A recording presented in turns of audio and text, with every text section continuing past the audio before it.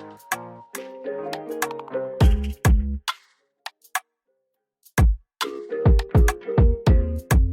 guys, it's Ohwge and welcome back or welcome to my channel. In this video today guys, I just want to finally, and I think for the last time, put your minds at ease concerning studying in Ukraine. I have a bunch of questions, DMs, emails, stuff like that I've gone through, and I have gotten some of my top 5 questions we're focusing on concerning studying in Ukraine. I just want to clarify a few things because in my previous videos those were story times, and I feel like people might have been a little distracted by the story and did not get some of the messages. Yeah, if you like to study in Ukraine, get some more info about stuff you need to know, stuff you need to do, please keep on watching. Guys, so the very first thing I'm going to do is I'm going to read out a few DMs, messages I got, and just go on from there. I got this message from David. Hi, I watched your video on YouTube pertaining traveling to Ukraine. Initially I had contacted some sites and I was sent an email.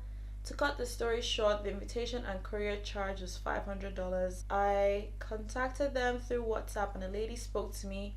I have not actually discussed it with my parents yet. I just want to know if it's a scam or real. So my main question now is if you recommend any legal websites or agents I can go through. I'm going to break this message down into a few parts and just kind of clarify everything. First of all, hi! Thank you for watching my videos. The part about getting the invitation and courier charge and stuff like that, it will vary, okay? So basically the invitation letter is a letter I get from school, which is like them saying yes, we accept you to come into our school, and that is the letter you take along with other documents to the embassy, and from there get everything done, get your visa, and then come over to study. The thing is, I cannot tell you for sure that the invitation letter costs so much or the courier charge. Usually courier charge will depend on the service you're using, on how fast you want the package delivered to you, and all that stuff about delivery. I think the invitation should really be around $500 or so. I am not completely sure.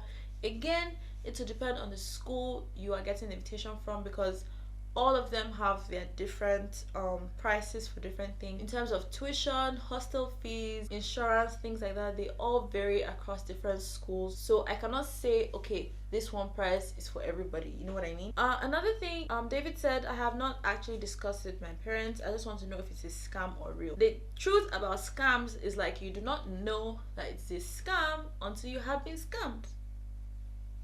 That is literally how it works. Nobody comes and says, oh, this thing is a scam, and then you just go and do it. It's after you have been scammed that you realize, oh crap, these people did this thing to me. So I do think what you should do is do your research in terms of maybe the school you want to go to. Just get more information, and please tell your parents, because I am assuming your parents are going to be the ones paying for some of this stuff, so they deserve to know how things will go, hopefully good. Yeah, about whether it's a scam or not, I don't know, okay? Nobody knows these things. I don't know who you spoke to. I cannot say for sure if it's a scam. The only thing is to try and be cautious. Don't just throw money at people. So I think that is basically it about that. Another thing I want to talk about in this message is if I can recommend any legal websites or agents I can go through.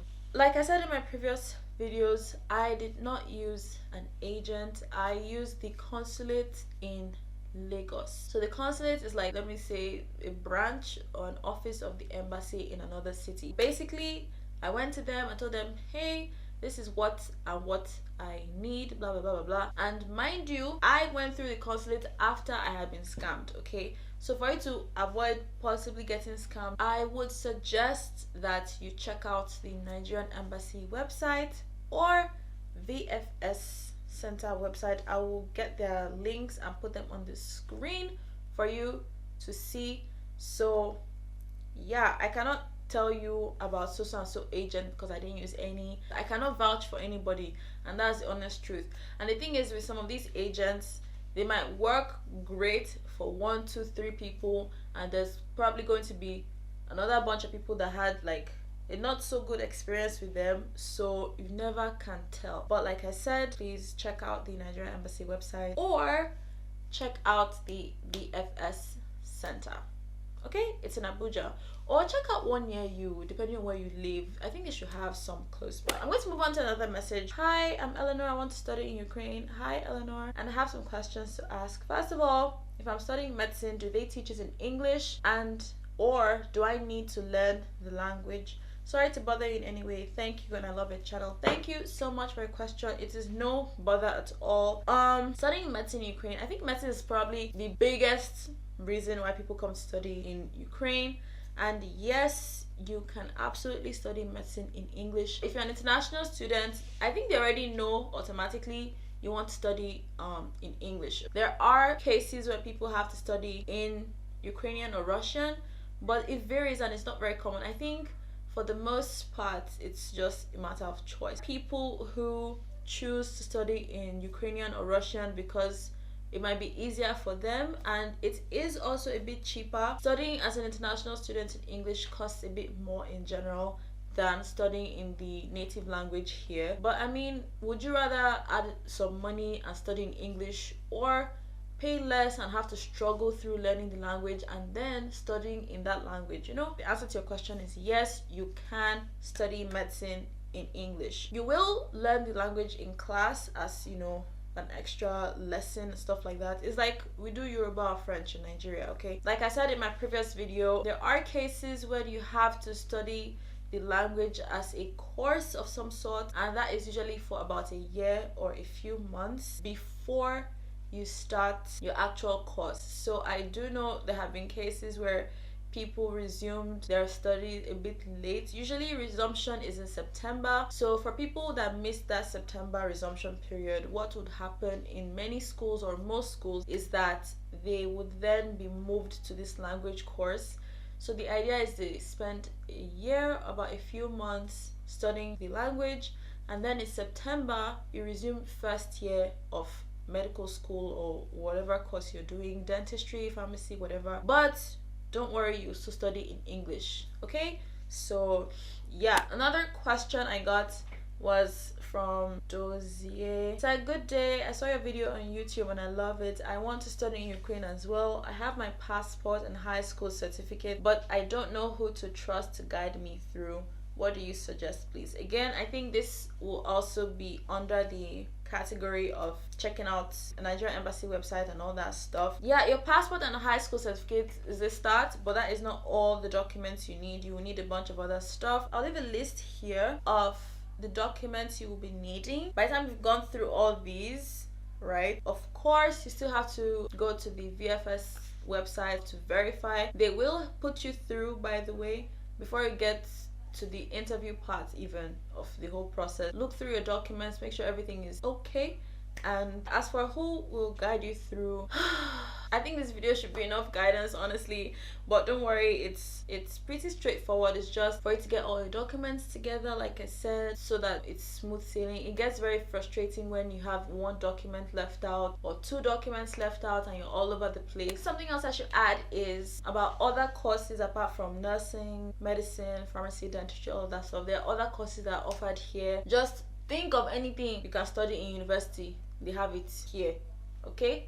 So don't worry, if you want to study computer stuff or engineering or whatever, they have them here. The thing is, I do not know about whether these courses are offered in English. I think they also have some offered in English, but some are strictly in the native language here. I got a question that I wrote down here about fees, cost of studying here. Like I said before about invitation, it varies across different universities. There is no single general fee or one-time payment for all the schools here. Every university has their own fee that you pay to them. So if I tell you it costs like $6,000 here, it might cost more or less in other schools. So it all depends on where you choose to go. So again, you have to be certain of the school you want to attend, your budget as well, and you know, all that stuff. So I think I've covered pretty much everything you need to know about studying in Ukraine. Again, I cannot even overemphasize this enough. Please do your research,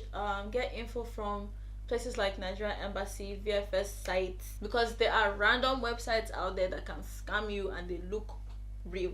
I'm not trying to scare you, I'm just saying, just be careful. I'm going to do a second video about just living in Ukraine, social life, you know, all that stuff, because some people have sent me questions relating to life in Ukraine apart from just wanting to study here. So I'm going to do a follow-up video, and I think that will be it on this study in Ukraine series. So that is it for this video, guys. Thank you so much for watching. As always, be sure to like, subscribe, leave me a nice little comment in the comment section. If you have not, please turn on the bell notification so you get notified every time I post a new video. Yeah, I will see you in the next one. Bye.